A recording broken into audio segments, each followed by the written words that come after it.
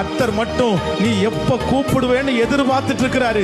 நீ அந்த வழியில உட்கார்ந்து இயேசுவேன்னு கூப்பிடு.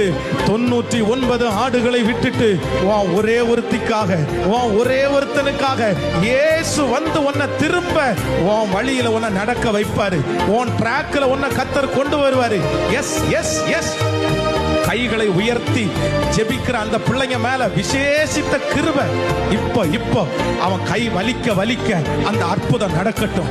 அவன் கை வலிக்க வலிக்க அந்த அற்புதம் நடக்கட்டும். அவன் சத்தத்தை உயர்த்த உயர்த்த அந்த மகிமையம் பிள்ளை மேல அக்கினி அக்கினி அக்கினி அக்கினி, சாபங்களை முறிக்கிற அக்கினி இயேசுவின் நாமத்தினால.